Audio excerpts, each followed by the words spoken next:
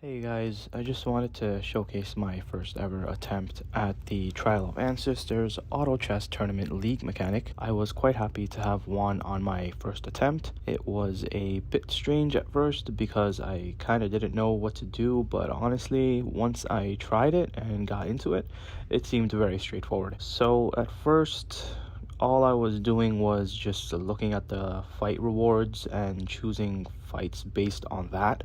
In reality, once you choose a reward, the list of rewards refreshes for the next fight. So it's imperative to choose the exact reward you want every single time because you won't be able to come back and get another reward that you saw.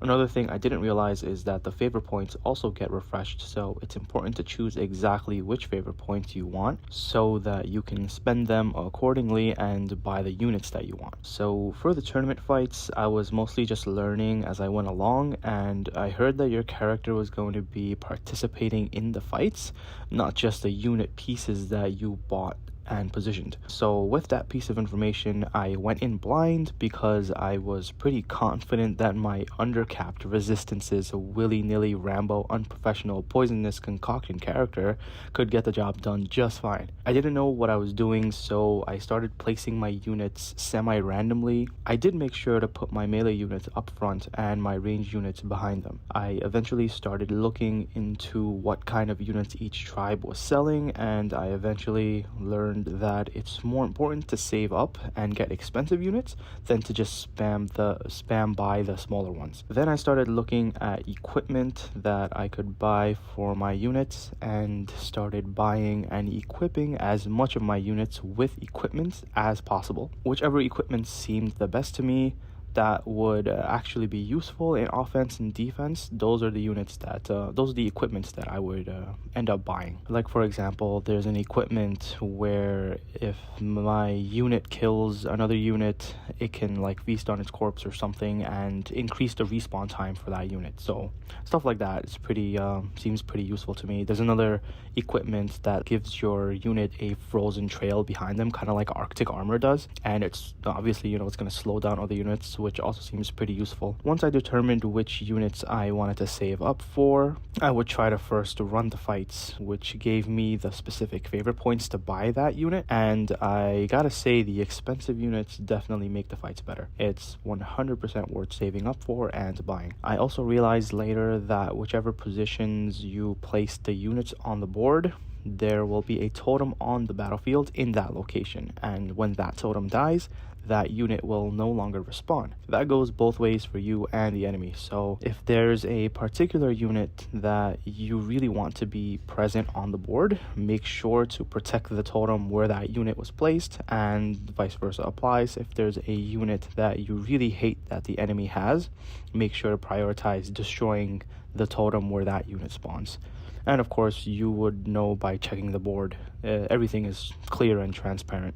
You know exactly which pieces are. My basic willy-nilly hillbilly strategy was, once the fight starts, I myself would stand my ground and defend my totems because I know the opponent will be charging at me and flanking me, because let's be real, they're not humans, they're AI. They're not going to wait around and watch me make the first move. They're just going to go for it. So I play defensive first and kill all their units that charge at me and then go for their totems. My idea was I can't lose if they have no units on the board.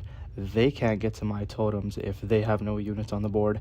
So bottom line, kill all their units, then go offense. Their units are gonna respawn, but that's fine because while they're respawning, I can most likely kill at least one of their totems. Once I kill one of their totems, I myself would fall back and check my totems because chances are their flankers and stealth units have respawned. So I go check to see if I'm being flanked and I kill their flankers. Then I prioritize killing their champion, followed by the rest of their units. Then it's the same process again. I defend my totems and kill their units, then go for a totem. I rinse and repeat until all their totems are down, and it worked.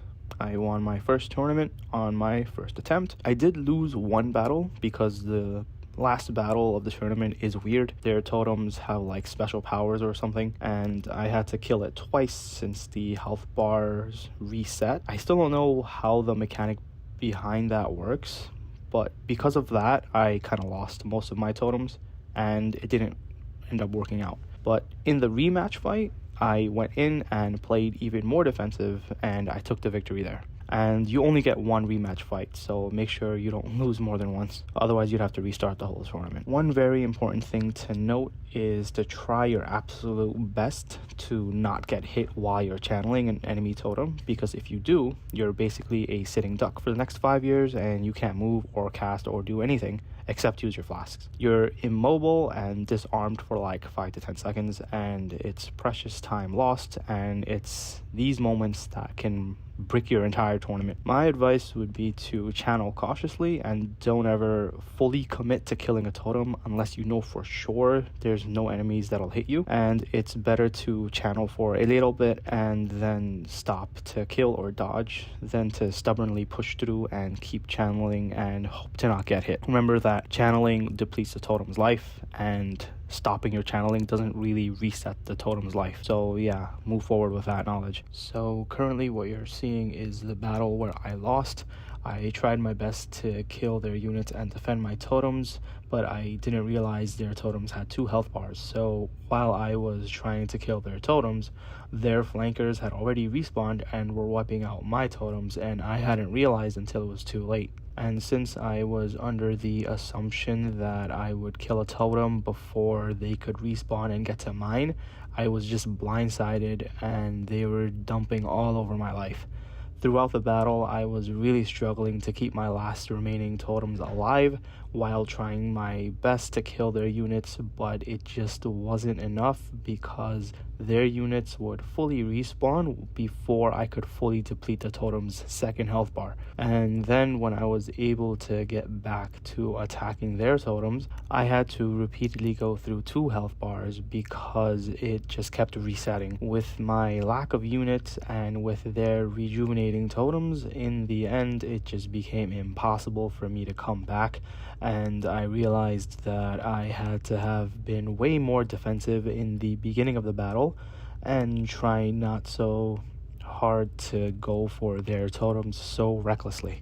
I then angrily started preparing for the rematch. I recalled all my units off the board, and I repositioned some of my stronger ones to be more defensive in the back in order so that they could strictly guard the totems from flankers rather than to push forward. I assigned a mix of strong and weak units in the front to constantly be pushing forward and be on the offense, and the versatility of both, 1, my character being able to defend with my strong defensive units prevented my opponent from overtaking my totems, and 2, my character being able to push with my mixed units made a pretty solid defense offense kind of system, and my character being in the front kind of made up for the weak units being in the front. And so in the end, I was pretty easily able to overtake all their totems. In the end, the strategy worked so well that I went and did a 2nd tournament right after, and I won that one even faster without ever losing a fight at all this time. And I gotta say, it was pretty fun. I'm really looking forward to pushing higher ranks and seeing what rewards I could get out of this. Please like, comment, and subscribe, and let me know your thoughts, and I will see you next time.